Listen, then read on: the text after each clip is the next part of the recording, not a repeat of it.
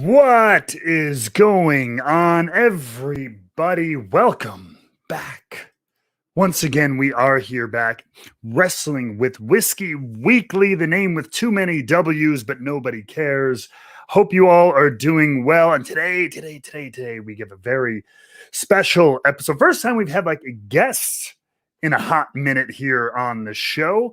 Normally it's just me rambling, ranting, and raving, and occasionally having some of you nincompoops on here with me. But you guys don't count as guests. We're just a bunch of, as I said, nincompoops. It's what we do. That's what the guys and gals in this community do. We just drink and be ourselves.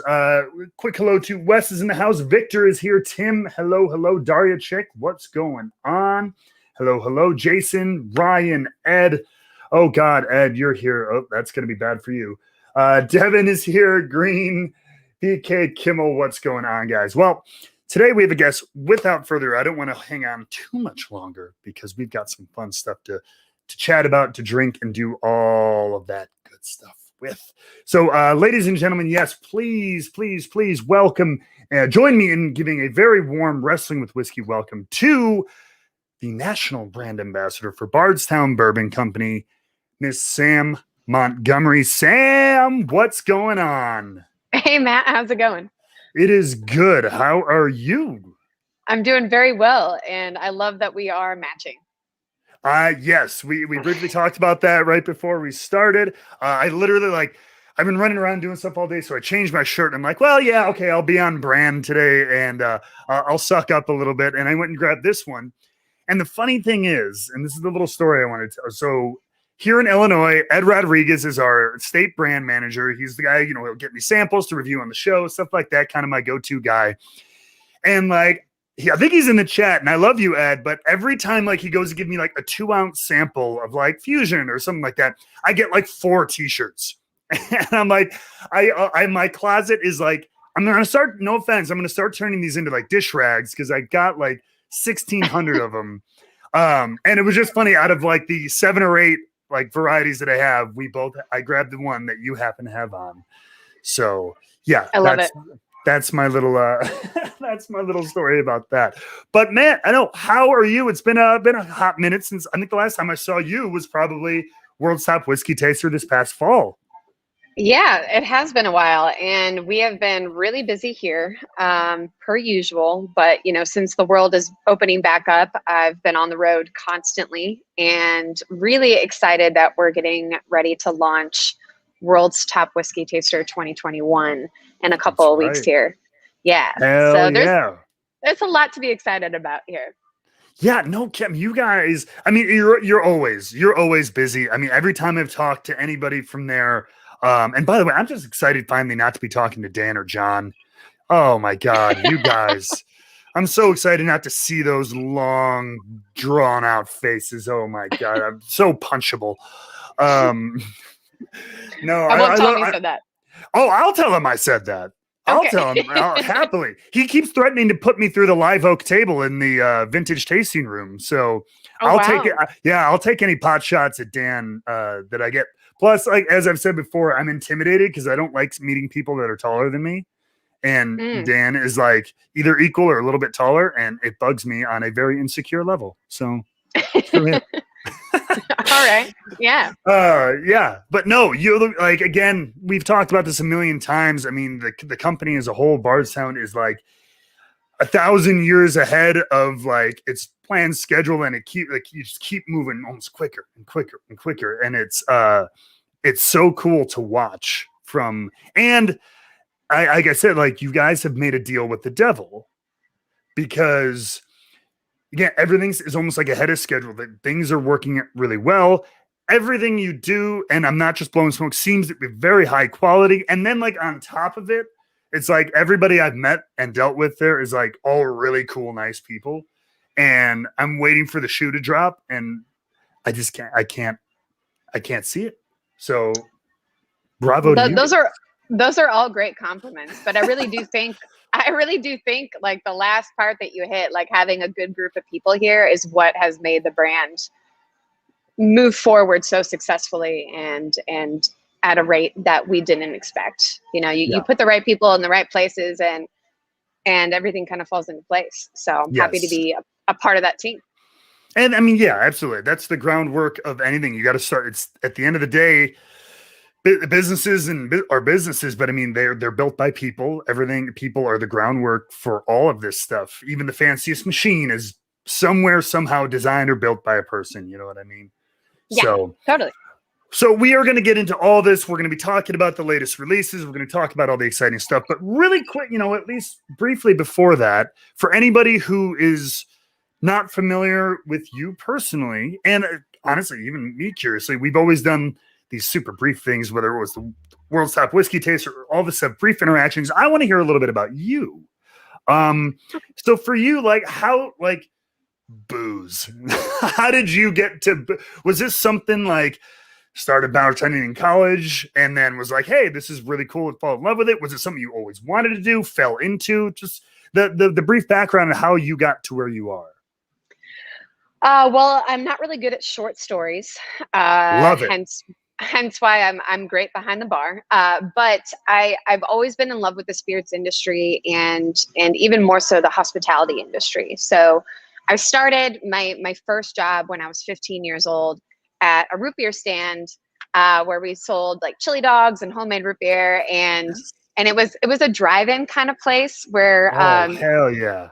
Yeah, you'd get like classic cars and just kind of like the nicest people ready to just kind of just wait for you to behind the counter, very much like bartender setting, just kind of entertain them, shoot around a couple of stories. And it was there that I really kind of found my stage, if you will. I feel like for a lot of entertainers or bartenders, like we're very socially awkward in real social interactions, but we really shine behind like a stage of some sort. So that's where I kind of felt like my most comfortable. And it was from then, working in restaurants and bars through my teens and early 20s that I realized I just wanted to stay in it and find a career out of it somehow. So I actually didn't go to college, something that I don't regret, but as I get older, I definitely see, I wish I could have a little bit, or I'm always continuing my education, right? But I didn't want to stop bartending, and the universe kind of puts us in the right place at the right time once you make good decisions for yourself. So I'd been in the town that I had been, had grown up in and living in my whole life, and realized that I was going to need to make a big move in order to get into the industry. And what better place to move to than Kentucky? So I moved to Kentucky with nothing in my car but a few bags of clothes, no furniture, hardly any money, no car. And I just started bartending at night and baristaing in the morning. So I was doing what we call clopens, where you close the bar, open the coffee shop, and about a year of hard work and making a good impression and treating every guest that you wait on like the next future CEO of a startup brand got me a foot in the door with Bardstown. So I started at the same time Danny did and helped open the restaurant, the bar, got that up and running, helped open the tour center, got that up and running. And then as our brand, really took off, I was the person that was going out into our markets and our states and help, brand education, consumer engagements, and really helping just spread the word about Bardstown. So I could not be more blessed to just be in the right place at the right time, also giving myself a lot of credit for working really hard to get there. Absolutely. So it's kind of, you talk about college, and I actually agree.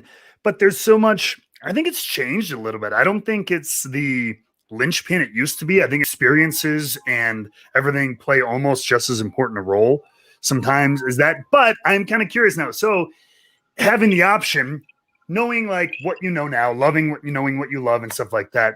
If you had the back, what would you study? Would it be something spirits related, or would it be totally different?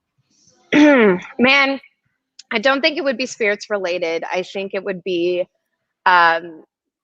something more artistic, honestly, like maybe not a marketing degree, but maybe like graphic design or an arts major at all, just because I feel like anymore, like this day and age, everything needs to grab your attention and everything needs to be quick and relevant. And I feel like people with some sort of art background, whether it's professional or just a hobby that they're very good at, they seem to excel in a world of business because they know how to create. So I do wish I would have taken a little more time to do that. Marketing wouldn't have hurt either. And really, Sure. I say like I kind of regret that college education, but or the lack thereof, but not really, because I'm 29 years old. So having, gone to college, I'd be in a world of debt right now and probably just kind of starting out in the industry and definitely not where I am right now. So I do think it's not the typical path or it's not very easy. I do think, not having a college education isn't a deal breaker the way it used to be. Yes. Yeah. And that's exactly what I was saying before. It's not the linchpin that it used to be to success or to happiness or whatever people, you were forced to believe at one point and everything. And Right. yeah, absolutely. That's such a good point. And also, I mean, your point about like performers and stuff in general is so true. People, I don't think realize that how insecure and stuff most people are like in real life. And then it's that stage. Sometimes you just need that platform. That's to let it all out. Yeah, it's artistic expression, right? Like, Damn and right. it's very awkward because once you gain like a reputation of being like very funny or very entertaining or whatever, you get out into these social situations and people hang on your every word and you're like, I'm not that cool. Like, Mhm. I don't know how to do this. Yeah.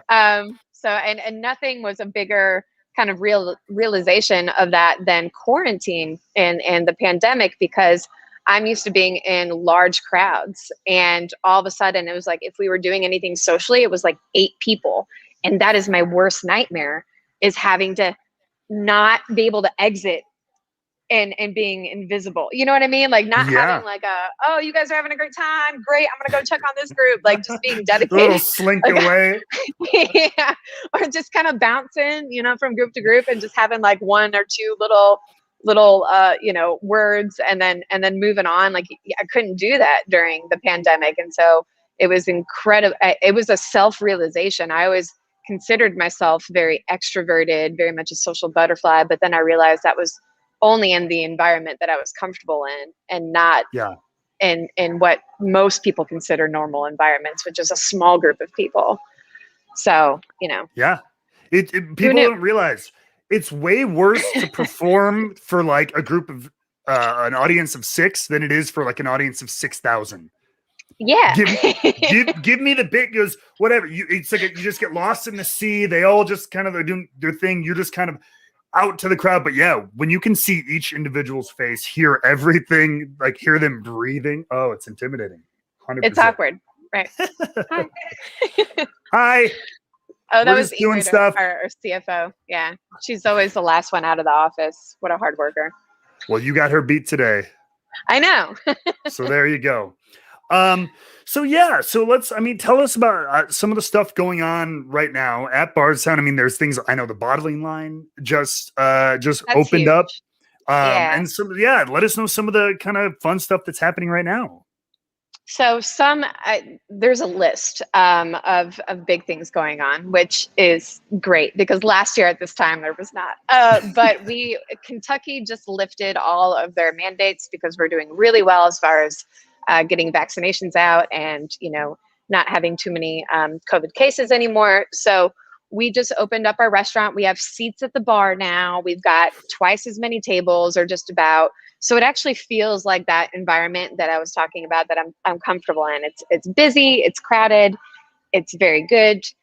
So that's a great recent addition. The bottling line is huge. We just launched our bottling line. It took a year for us to break ground and then get it running with like our first run of production, which for something this size is incredibly quick. And I think May 12th was our first run, and we bottled Fusion 5, and we bottled like 8,000 cases I don't want to botch my numbers, but like 8,000 cases in like a tenth of the time that it normally took us. So that was amazing, and it looks like a Willy Wonka land of a bottling line for the bourbon geeks, for the industry geeks that would So geek you out can eat about the that. bottles? No, you can't eat the bottles, Damn. but it just kind of looks like this, just like I don't know, magical land of bottling, but it's great. So that's something when you come back and visit, which I hope you do soon. Oh yeah. We got to show you. And then the third most exciting thing, at least in my world, there's several things going on, is World's Top Whiskey Taster. So you were a finalist last year, so you know it was a great success, but it was also during the year of the pandemic and was Mm-hmm. virtual for most of it, and then not public for the finale event. And this year, we have all of these lessons that we learned from last year, having it be our first time doing it and having it during a pandemic, that we are so prepared this year. Like we are going to make it bigger, better, more exciting, easier for people to enter, easier for people to kind of get in. And we're going to hold these really spectacular live events. We're going to do a Midwest regional in Chicago.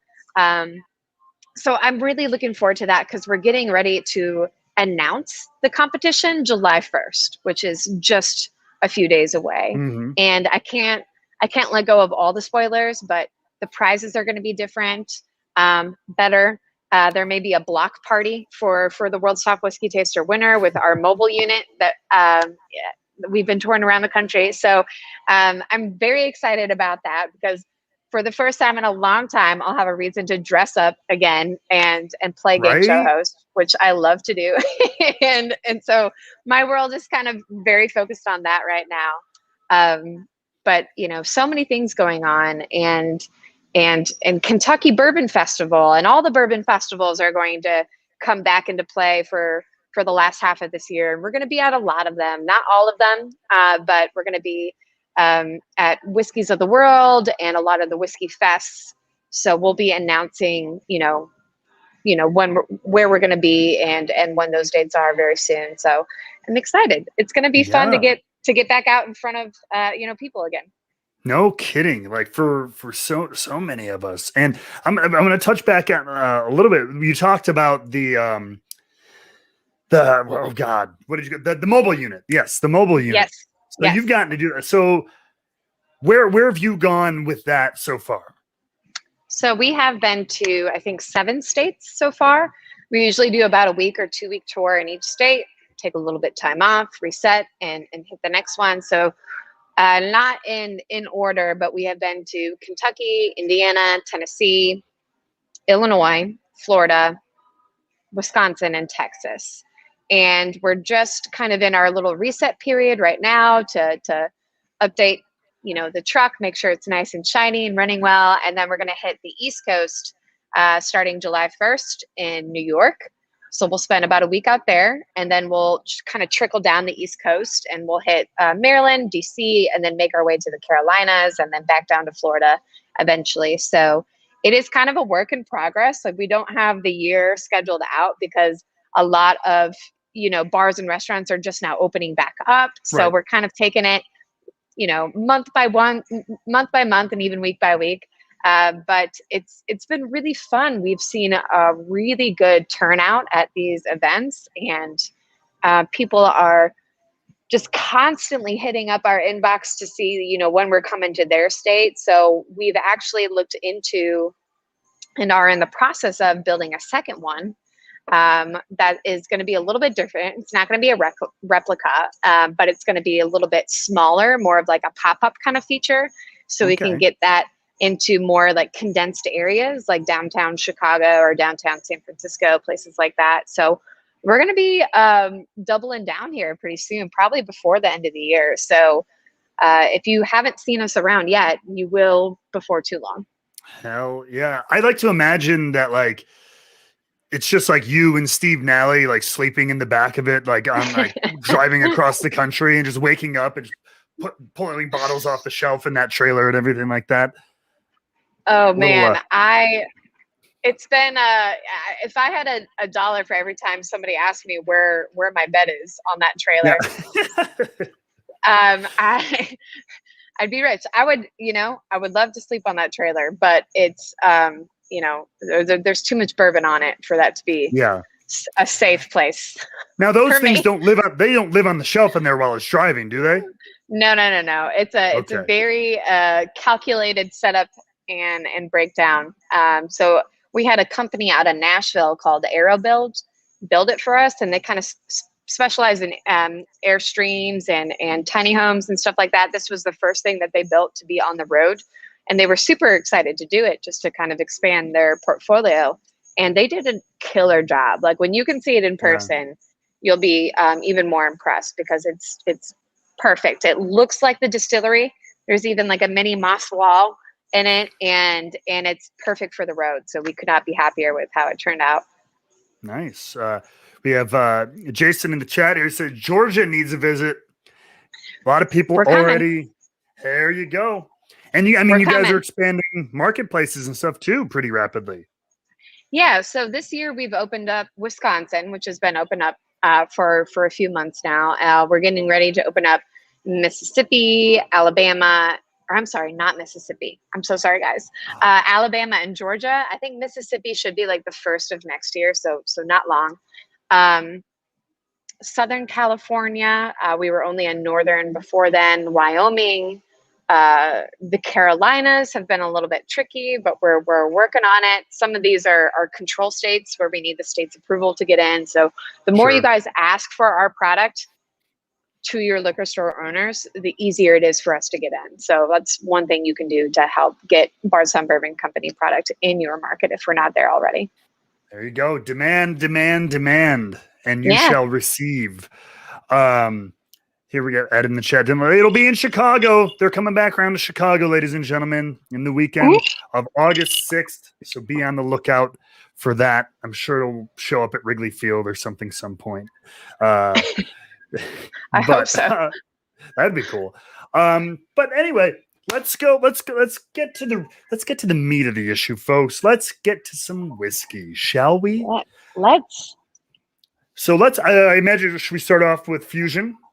Yes, I think that's a great idea. Lower proof to higher proof. Yes, indeed. So tell me a little bit about, I've got the info sheet in front of me here, but I want to hear it right from you. Tell me a little bit about this, what went into this, this particular batch, what makes this different than previous editions.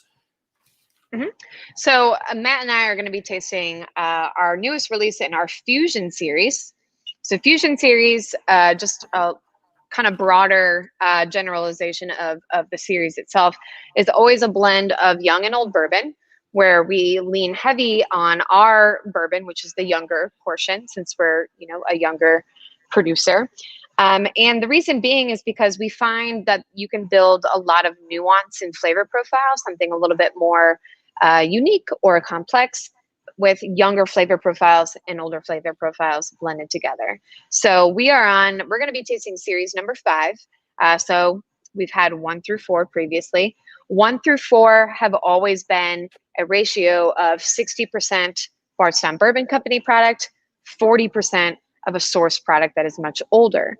With series number 5, we kind of up that ratio a bit since our bourbon is getting a little bit older. And this is actually 70% of our product, 30% sourced. And just like every bottle that we produce that's blended, you can see the mash bills, age statements, and source, how much is going in the blend right on the side of the bottle. So we're one of very few, if not the only company that is as transparent as we are on the label, which we hope changes in the next few years. But Fusion 5, Matt, when you look at those mash bills, there's one mash bill right in the middle of that chart that we've never put into the bottle before, which is a 4 grain that we produce.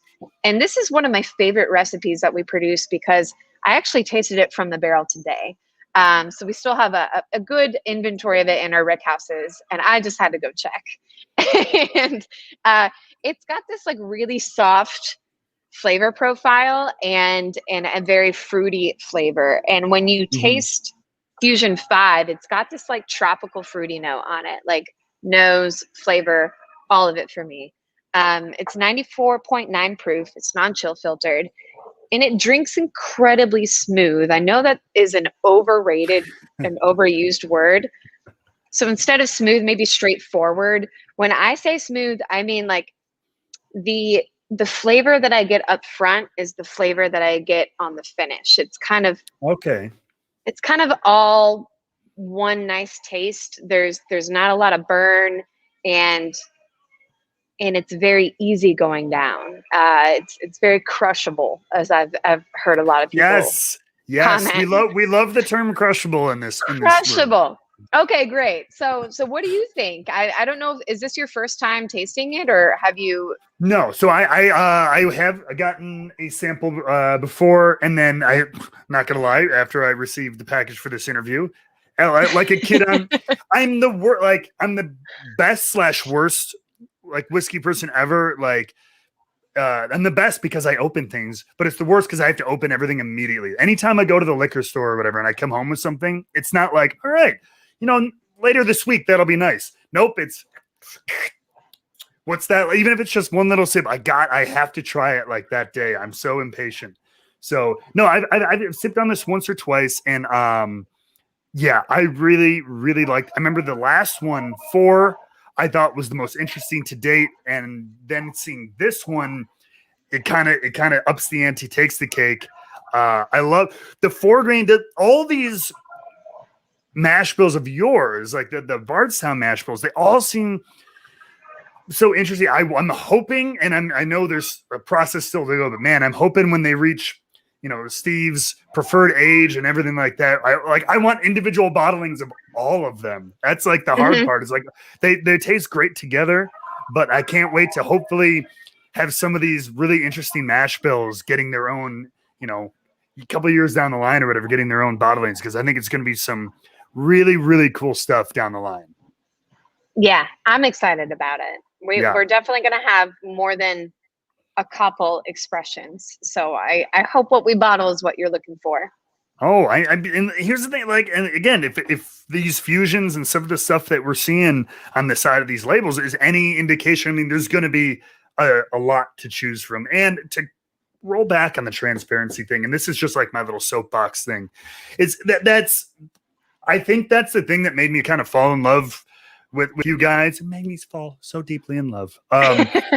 That it's such a simple thing, and you think of it, yeah, we'll just be open and honest, like a good company should be or whatever. But it's such a hard thing, and with so many whiskey makers, and like especially when you're very open about like, hey, we got younger stuff, and we're kind of bringing it in with some stuff we've bought from other places. A lot of people are very like, shut the hell up about that. Like, just put our label on it, and like we'll kind of quietly tell people that over the years we're mixing in a little bit. And like, just be honest and do something cool with it. And then that way you're covering all your bases. And like, I want to see, just like you said, more and more of that, hopefully in the years to come, from kind of the whole industry. Yeah. And I think we will. And I think not only will we see transparency as a trend move forward and take off, I think we'll see blending kind of. This is not like a company opinion. This is my opinion. I think that blending is going to kind of replace the single barrel hype that we have right now, because single barrels are super cool. Don't get me wrong. And I've had some great single barrels that I've hunted down. And I know some store owners around the country that I know have excellent palates. So I definitely look for their store picks. But I think single barrels are, letting the barrel just kind of magically do something wonderful, where we can kind of create that with the art of blending. And you can take 3 incredible bourbons, 4 incredible bourbons, whatever the number is, and you can make something that is as irreplicable with just the palate of that person or that team in our instance. And that's why the transparency is like, whatever, like fine, we're not afraid of anybody having the secret. Like nobody, Yeah. like it takes a lot of talent, a lot of art and craft to be able to blend the way that we're doing. So we're not trying to hide anything, and we're trying to celebrate that. So I think we're going to see a lot more people blend the way we do, with like different recipes together to kind of create something even more beautiful than what a barrel can do on its own. Yeah, that's such a good point. And I've been saying that for a while too. I'm like, blending, I mean, it was such a big thing in Scotch for so long and very widely accepted there. But then I feel like with American whiskey, there was such a hard thing. Ooh, that was kind of a little bit of like a dirty word, don't we? Blended whiskey or whatever, because Hmm. people thought neutral grain spirits or whatever might have been Right. mixed in and everything. But man, there's so many. They're starting to see more and more companies doing it, and yeah, I would argue that's like the real art of whiskey, is being able to take these things from all over or different recipes and make it taste good. Because trust me, anybody who's ever had an infinity bottle, it's real easy to make it bad. So Yes, it is. It is easy. It's not as easy as, if you two good three whiskeys, yeah, you know what I mean? do Don't make. not make a great whiskey. And Yep. it was incredibly fortunistic for me to be with the company before we had a brand, because I was able to blend from day one, and I was very intimidated by it. And I had the time to kind of hone it in and practice, and eventually get a blend in the bottle, which was like the coolest thing I've ever done in my career.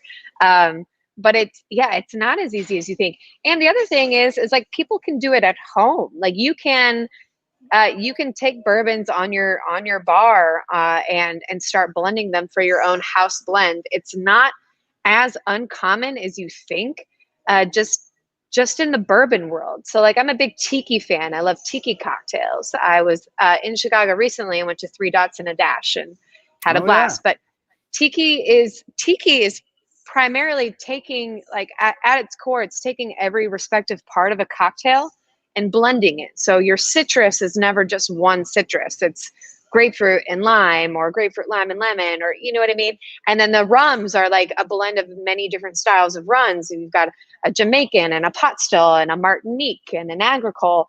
And really, you're taking every part of a cocktail and you're blending it to make something that is like your preferred, like something that can't be recreated, as long as you keep it a secret, right? Which there is this like mystique to tiki cocktails that I really like. But you can do that with bourbon. You can make your own Mhm. house blend of bourbon that you use in your Manhattans or your old fashions, and you don't need barrel samples to start blending, and you don't need a degree. You just need a palate, and you need to have some interest and some time to dedicate towards it, and you can get good at it. Yeah. And it is fun. And it's like I said, like anybody who's ever played with it, like, and it's not easy though. Like, I mean, you're taking a guess. So here's a question a little bit, and you give me what your expertise is. So if you're at home, I've got two or three whiskeys I want to try mixing around. So again, we don't have like a warehouse. We're not putting them into a barrel or anything like that. We're just kind of mixing them in a glass or like a bottle of some type. In your opinion, how long do they need to sit? Do they need to marry to kind of have an idea of what kind of result you might have? In my opinion, overnight. Okay. You'll get a good idea then. Yes.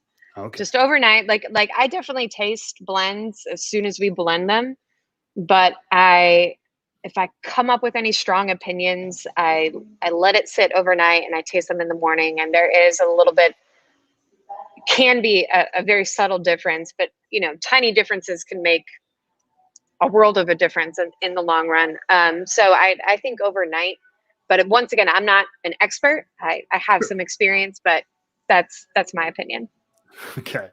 But getting back to fusion, we know, like, from kind of just from what you all have told us and everything, like the Discovery series, which we'll get to in a minute, is often, Hmm. it's a collaborative effort, but it's often kind of spearheaded by someone else, some other part of, the company for each release. Kind of, right? Um, Kind of. Kind of, and maybe we'll get.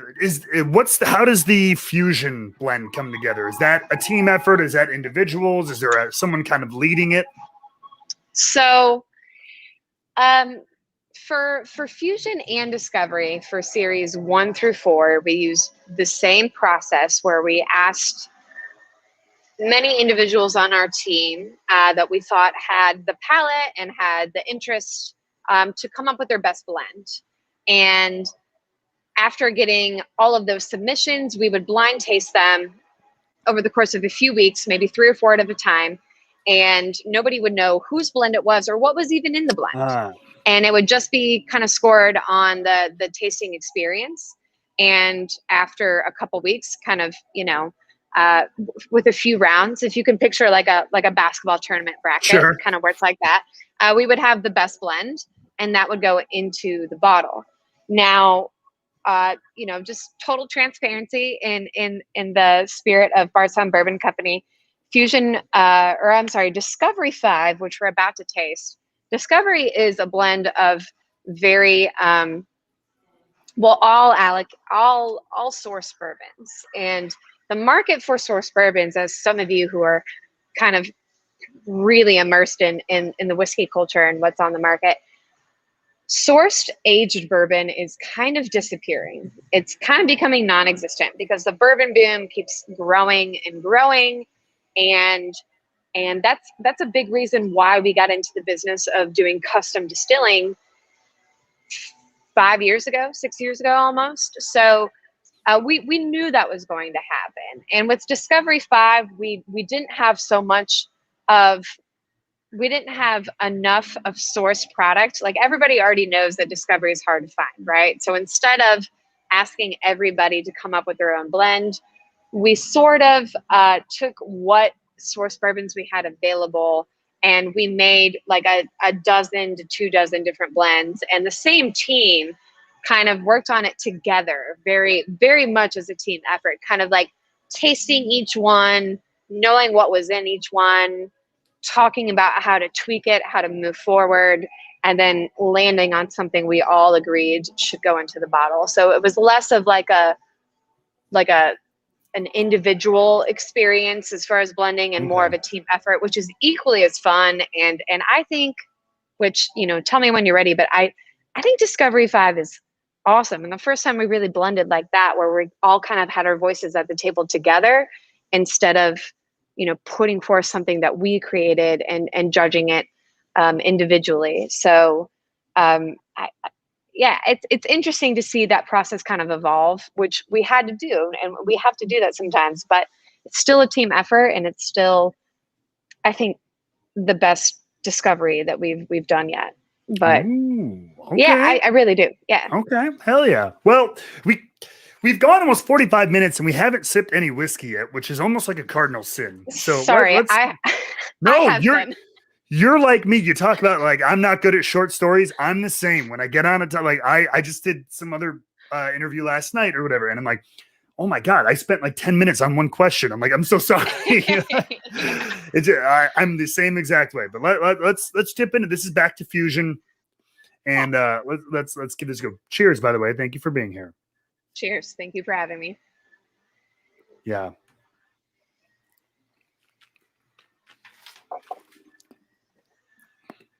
That's really nice. Crushable.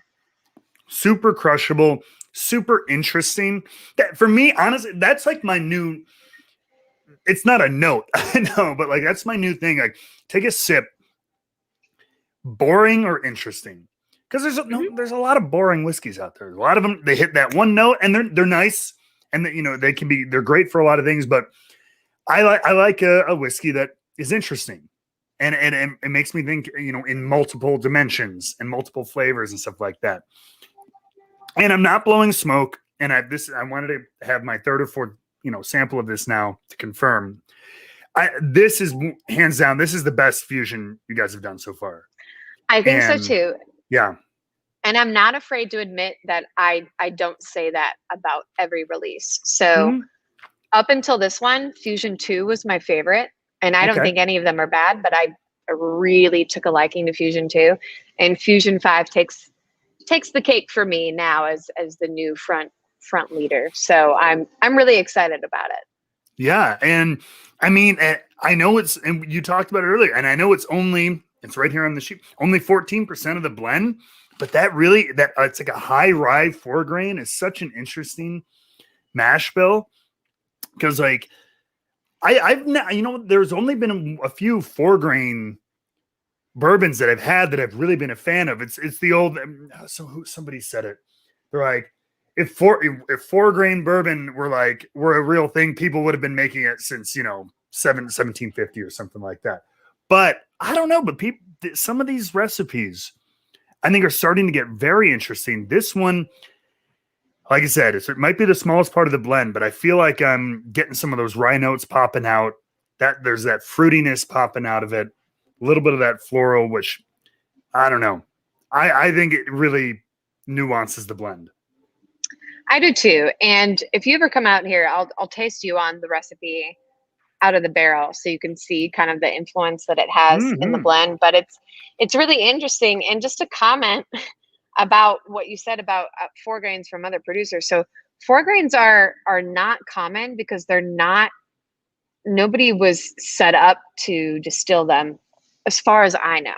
So most of the distilleries that I've toured, which is a lot of them, and even ours, we have 3 holding tanks for grain. We have a very large one for corn, since that's the bulk of our recipe. We have a middle one for wheat or rye, and then we have one for malted barley. So if you were cooking a recipe with all 4 grains at the same time, it's a little bit complicated, or at least a lot of distilleries aren't set up for it. And I think there's some other cost efficiency issues with it. So typically 4 grains are a blend, actually, of different recipes that have all 4 grains. And there's actually not a lot of 4-grain, like distilled as 4-grain recipes out there, which, we're all about blending. So it's not discrediting anybody, but so it's not as common as it is because most distilleries were built, 100 years ago and set up for 3 grains only. So that's why you don't see that as often. Yeah. But this was distilled as a 4-grain.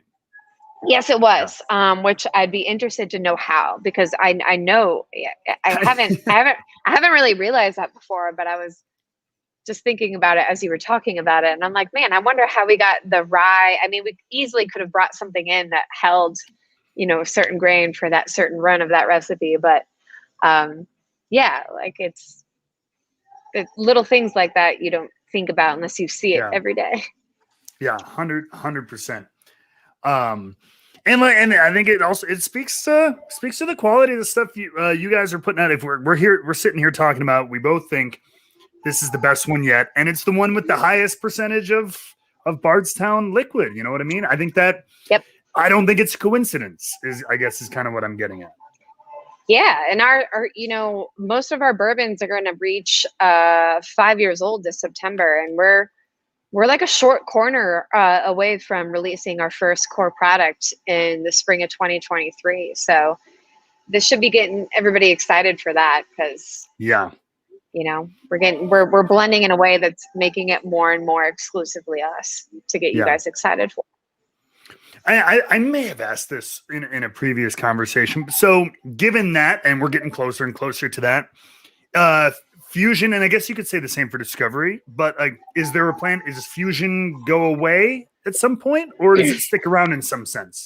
So it has been something that we've kind of flipped our position on once. In the beginning, in the very beginning, like when Fusion 1 was released, we thought it would go away. We did not realize that Fusion was going to become as popular and well praised as it has become. So, then the conversation became, why stop a good thing? So we've decided, within the past year, I would say, to keep Fusion going, even after our core product comes out. It will not be produced in the volume or the capacity that our core product will be, and that will always be our kind of our focus, but it will still be around. Okay. And same with Discovery. As long as we can keep getting our hands on source product, we will keep producing Discovery. but like you said, I mean, it's less and less of it out there, especially. It's very But difficult. yeah, Yeah, to be honest with you, it's incredibly difficult. So, people look at the bourbon boom and look at the way people have spiked their prices and the way that they allocate things, and without calling any brands out, because that's not what we do. It's people get very frustrated and very angry. We're a very small brand, trust me when I mhm, say that.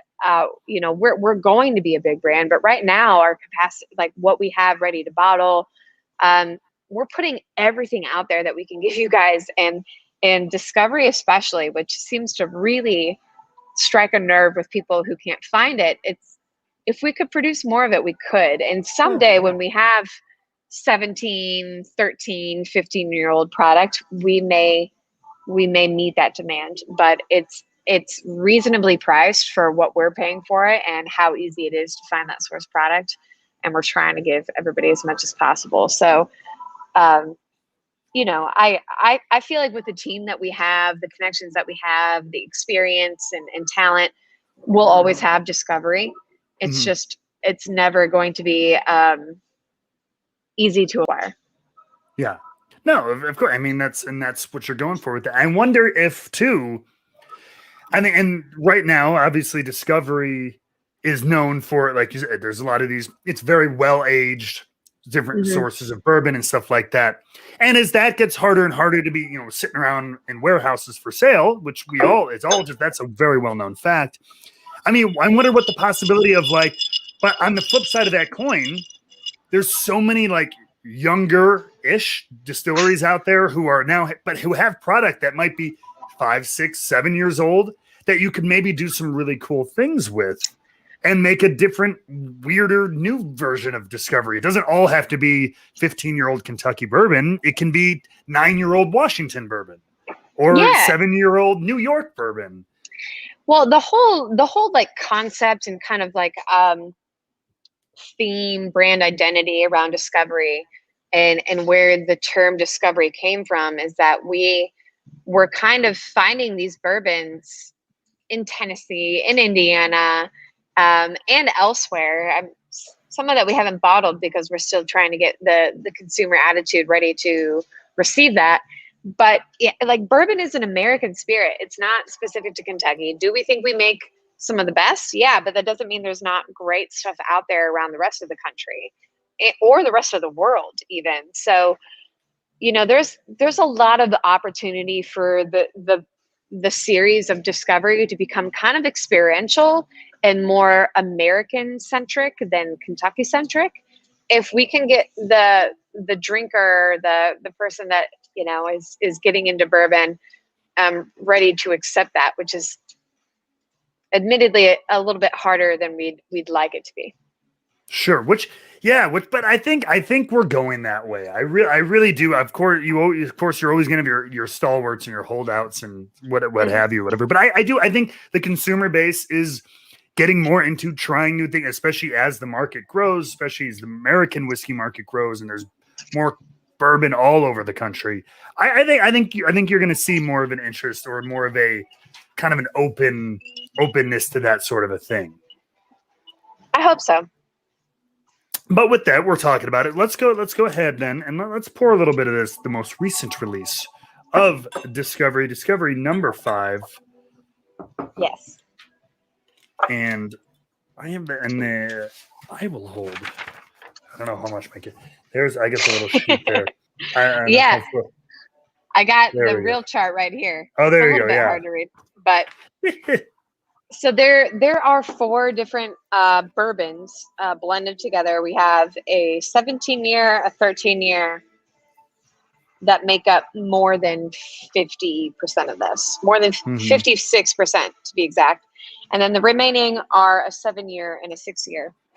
So everything with great age. That 17-year marks are the oldest bourbon that we've ever put into a bottle. So Yep. we had to kind of balance that with some younger age statements, because you definitely get, obviously this is very subjective, but you definitely get too much age on some bourbons. And while we thought it was great having that age on there. We had to balance it a bit. That once again, like the art of blending, kind of creating a very desirable flavor palette.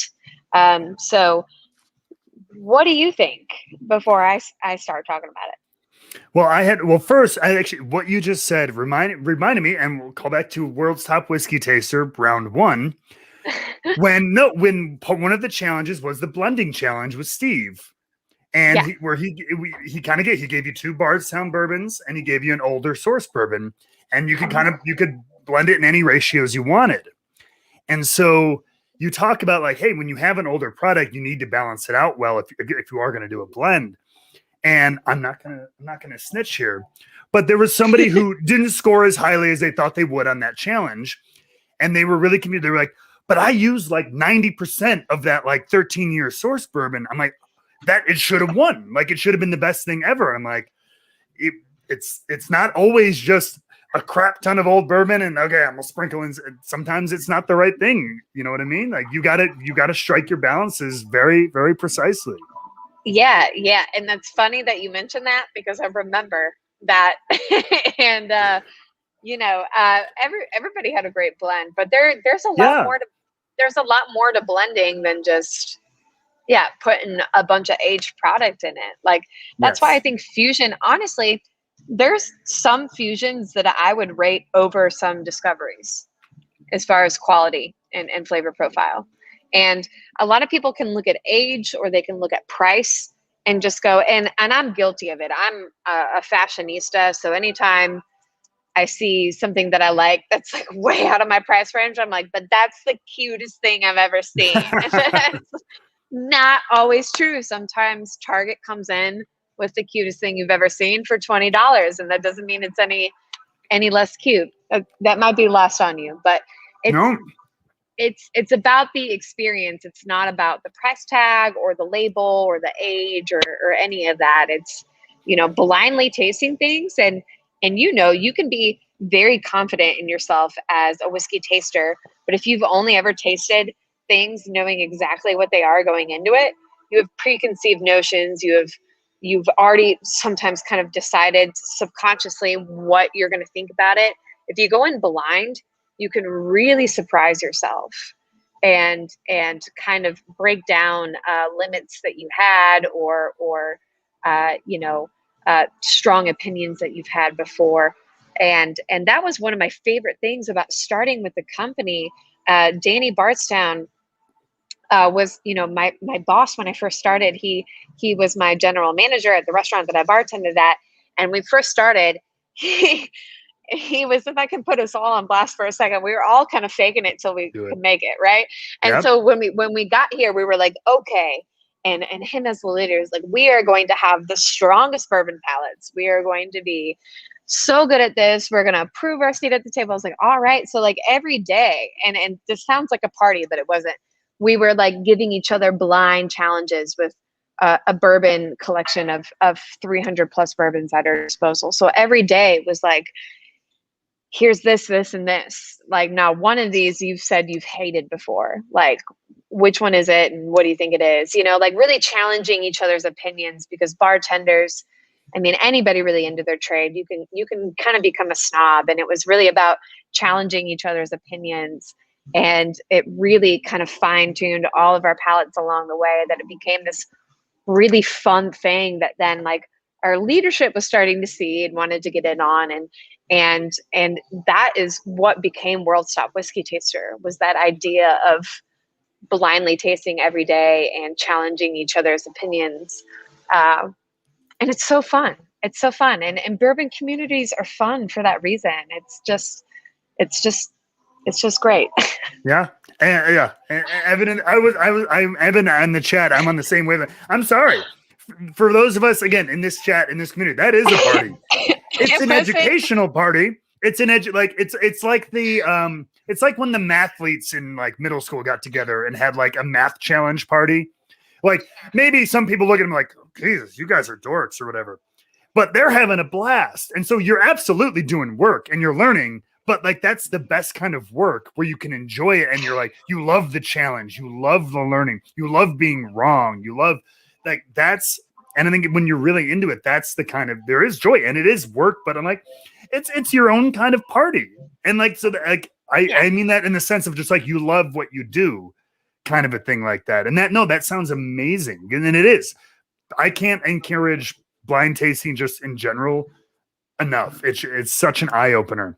And I remember the World Cup, the like regional qualifier. I think at one point I'm a pretty confident taster, and I think I told like I identified like an Irish whiskey as like Maker's Mark or something, because I was just like I was confused. I'm like, crap. I'm like, what? I'm like, I don't know. You second guess when you don't know, you start second guessing everything. And honestly, like the best thing that I've learned about myself, and everybody's palate is different, is that I can't second guess myself. And I'm going to put them on blast again. So I was, it was me, Danny Bardstown, and Hobby, who was our beverage director. He's now operating one of our stills. We're all doing big things, but it was the three of us for a while, and me being, kind of the girl, and definitely not an outsider, but kind of being, maybe outside the conversation. Sometimes they would get into these fights about certain bourbons, or we'd be tasting things for product development. Is it ready? Is it not ready? And whenever they would have an argument, they'd be like, let's bring Sam in. And I remember on more than one occasion, they would be like, if Sam can guess this, then we're both wrong. And I would spend not more than 20 seconds on it. And I can't remember what the last time, it was a long time ago, but they were like, taste this, tell this, I wish I could give you more details. This is a terrible story. They're trying to ask if I could, we were coming out with a new Fusion series and it hadn't gone to bottle yet. And they were trying to ask me if I could tell the difference between Fusion 3 and Fusion 2. And that's a pretty tough call because there was a lot of similar recipes. It was actually the same blend, the same recipes, the same blend. So everything had gone a little bit older. So very subtle difference. And I just said so confidently, like between both glasses, I was just like, this is Fusion 3, this is Fusion 2. I don't even need to taste. And they're like, you don't want to taste? Like they were trying to get me to second guess myself. I was like, no, I don't need to taste. Like I got it. And I was 100% right. And then they were so sure that I was just lucky that they did it again and they made me taste it. And once again, like 10 seconds on each. I was like, nope, this is Fusion 3, this is Fusion 2. And they were like, oh my God. So like, but they tend to think about it. Like they're contemplative people, which, you're either somebody who contemplates or you're somebody who shoots from the hip. I kind of shoot from the hip, I guess. And so that's like I have a few pieces of advice when it comes to tasting and tuning your palate. And one of them is to not second guess yourself. Yeah. And just kind of spend less time and be confident and just go with your first intuition. Rely on your instincts. You know what I mean? Yeah. And if you train and if you do it, if you are trying things and blinding things, your instincts will probably lead you in the right direction over time, especially. Yeah. And it's fun. Absolutely. It's fun to see yourself grow, and to see your palate actually get better. It's like an instrument. Like it's that might be hopefully not insulting to like musicians or artists, but I really feel like it's something like a muscle you practice. And if you do it every day, you get really good at it and you can actually see yourself like much better than a year before or a few months before. And that's a really good feeling if you're into that thing. Something else, and this is slightly off topic, but as someone who does this with a lot of people, I'm curious. So because I do, and this isn't a plug, I swear, I do a little podcast on the side where I will send 3 blind samples to my friends from wrestling who really don't drink whiskey at all. Like they're doing me a favor, and we talk and I guide them through it, and I just get their what do you taste? Don't just shoot this back. Like try tasting whiskey like I do, kind of thing. And a lot of them are like, ooh, it's really hard for them because they're not used to it. But getting back to the point of instinct, there's a lot of things that people, like friends of mine who have never tasted anything, they've never sat down and like tasted wine, anything, but they pick up on things. You're human, like your tongue, your senses do have these innate abilities to pick up on things that you think you're like, oh, I don't know anything about booze, but like you know when something's sweet, you know when something's spicy, when it's lighter and all this stuff. So like, I don't know, people are a little bit more, I think, dude, they need to trust their instincts a little bit more. I agree with you. So I've given probably over a few hundred tours here. And a lot of time on tours, you get a group of friends or a couple where, one person's not into bourbon. They're just kind of there for the ride. And I love those people because they're usually very open-minded. They're having fun, but they in no way, shape, or form identify themselves as a whiskey drinker or a bourbon drinker. And like 7 times out of 10, they have the best palate, or they're at least the most vocal about what they're tasting, and they're spot on, because a lot of people who are really into whiskey are like, take a little bit of pride, have a little ego with it. Even I do. Like, man, I don't want to say this, or I could be wrong, or I could embarrass myself. Where that person who doesn't drink bourbon at all, zero filter, does not care. And sometimes they're like exactly right. And I'm like, man, you are so good at this. And that's great and refreshing to see. Yeah. You trust your instincts, folks. It's true. But let's bring it back to discovery. Absolutely. Yes. You asked me about 45 minutes ago what my opinion was. Sorry. No, I'm sorry. No, this is very nice. It's super well balanced.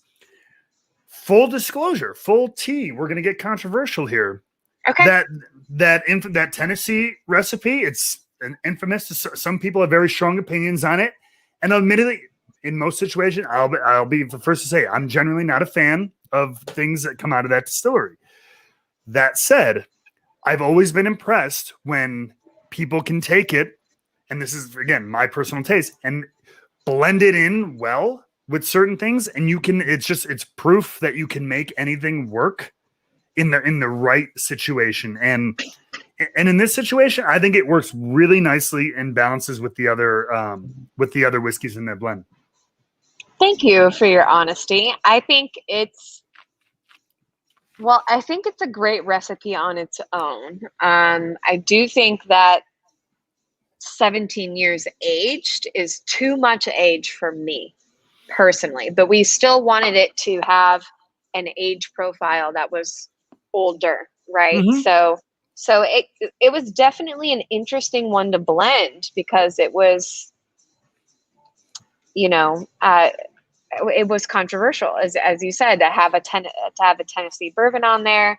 But like you said earlier, like we could start blending with Washington bourbons and Alabama bourbons and all these different ones, right? So if we can't get people on board with Tennessee,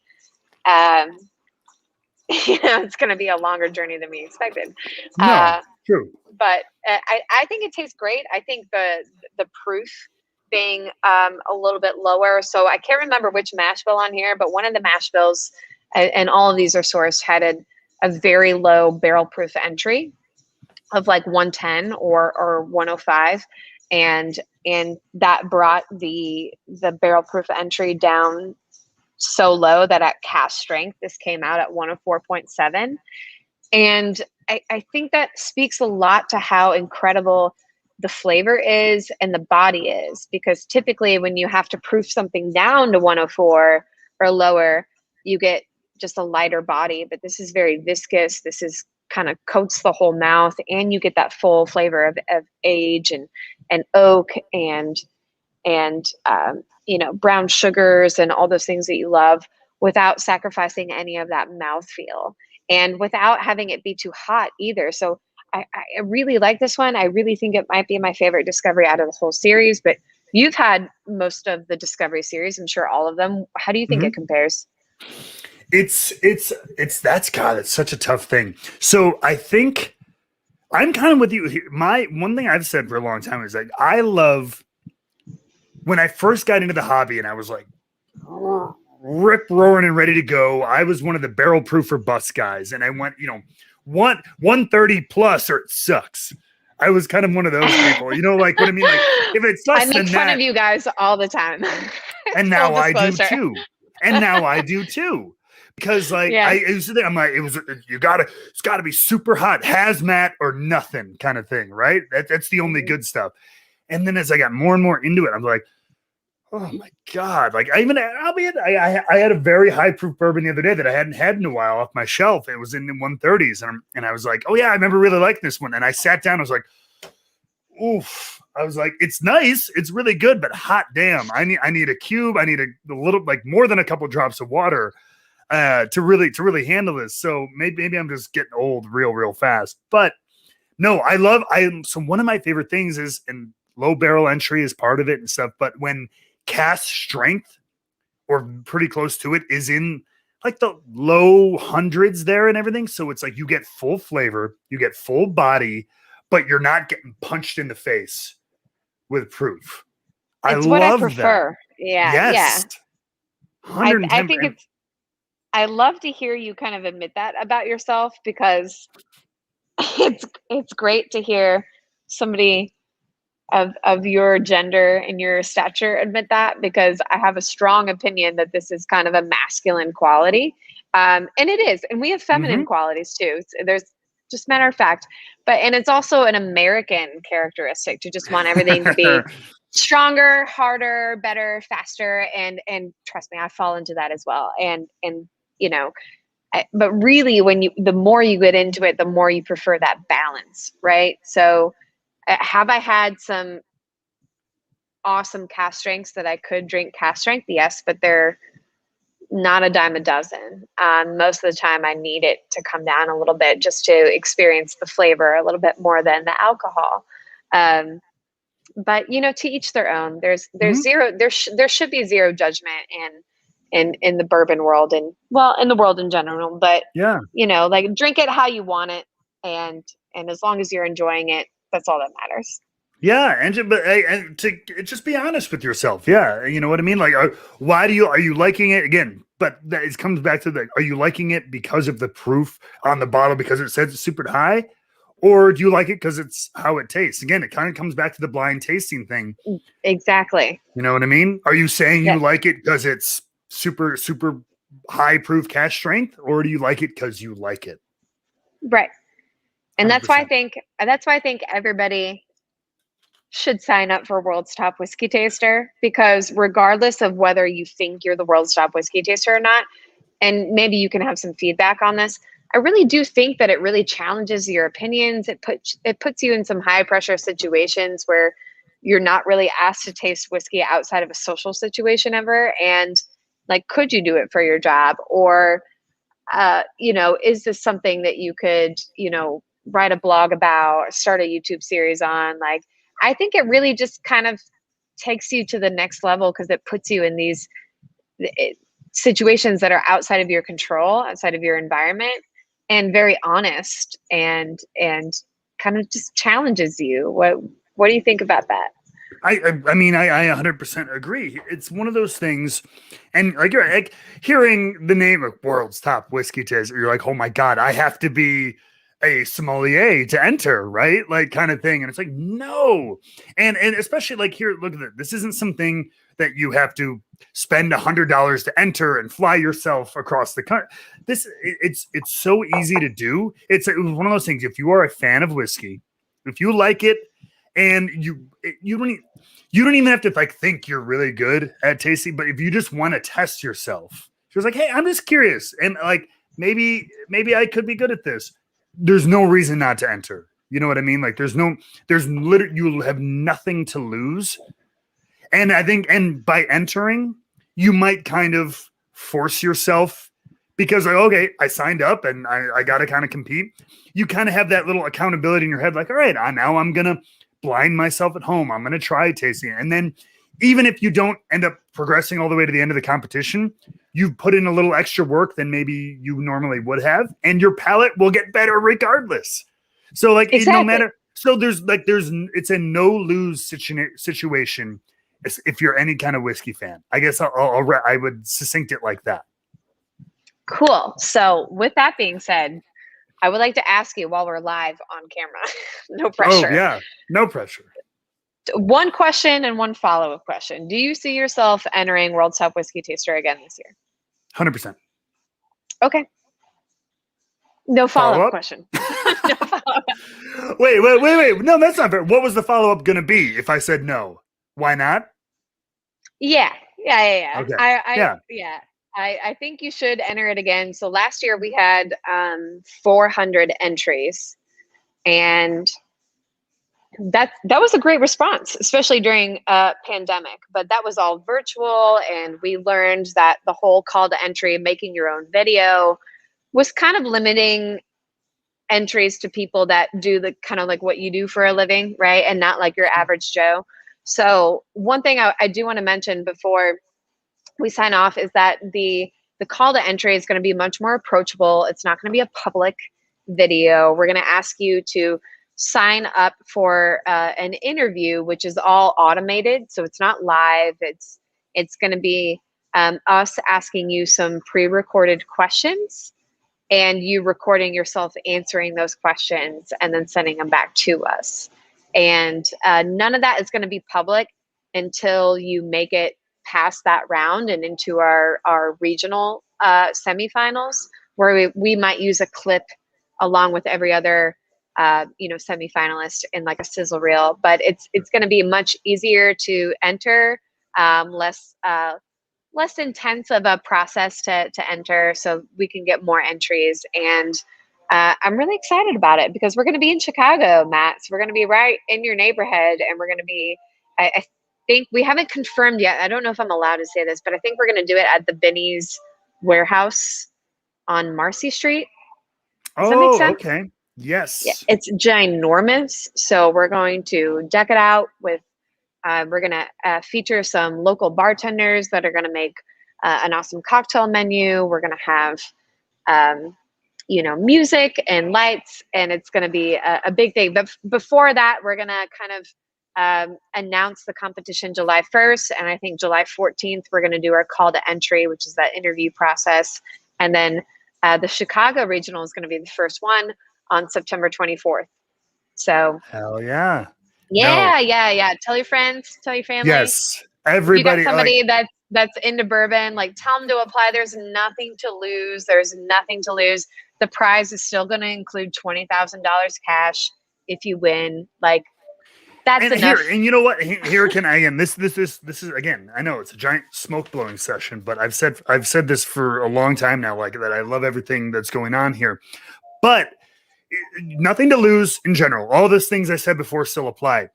Here's the other thing, like if you get to the final competition, and assuming it's even somewhat similar to what we did last year, the prize is like the ultimate just cherry. If you win, that's just like cherry.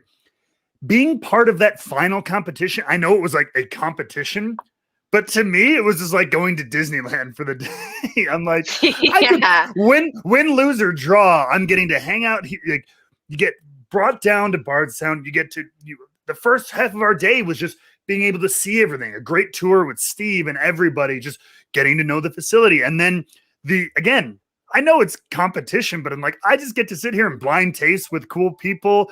And then we do a blending challenge, in the Rick House, and we're hanging out with Peggy Stevens and stuff like. I'm like, I could come in last place, and you have an amazing experience. It's just like, again, if you even get to that point, you won. So like, it's such a fun thing to do. Again, nothing to lose. I encourage everybody to give it a shot.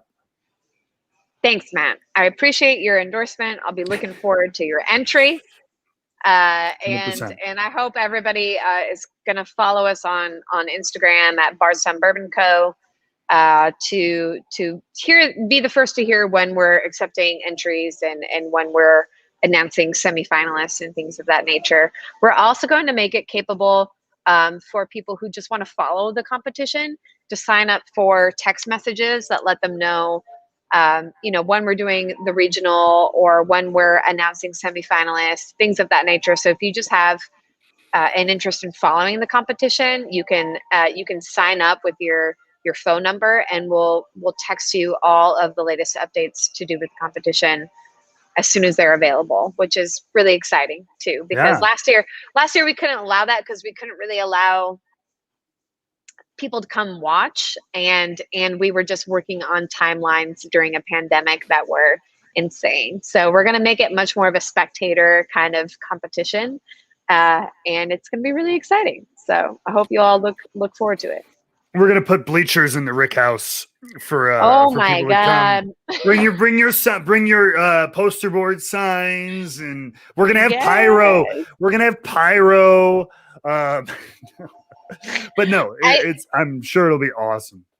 Yeah, we're gonna have a great time. We're definitely gonna do the blending in the Rig House again as a final session. And we've changed a lot about the prizes. So one of the prizes is going to be a guaranteed whoever wins World's Top Whiskey Taster will be able to create their own blend that will sell exclusively at the distillery and possibly in their home market, depending on what blend they choose and what our inventory looks at the time. So that's incredible. You're pretty much guaranteed to come up with your own product, which is amazing. Yeah, that's ridiculous. It's ridiculous. I love it. Oh my God. And that's a great actually great note to finish on. Everybody, please seek it out. Follow the Bardstown Bourbon socials and everything like that. They will give you all the updated information. I mean, it's such a fun time, and it'll be fun to just watch. Again, if whiskey's not your thing, it'll still be a cool thing to watch. So hell yeah. Well, on that note, Sam, thank you so much for spending some time with us, for talking us through with these whiskeys and telling us all about the World's Top Whiskey Taster, which will be such a blast again. I appreciate your time. I appreciate hanging out with you. It's been a long time. So absolutely. I hope you'll be seeing me again soon. Cool. All right. Looking forward to it. 100%. All right, everybody. That has been our show once again. Thank you very much for hanging out with us on another Wednesday night. We'll be back next week with some more chicanery in the bourbon world. Thank you again to Sam and to everybody at Bardstown Bourbon Company. And we will see you on the next one. Everybody take care of yourselves and have a good night. Cheers. Thanks, Sam.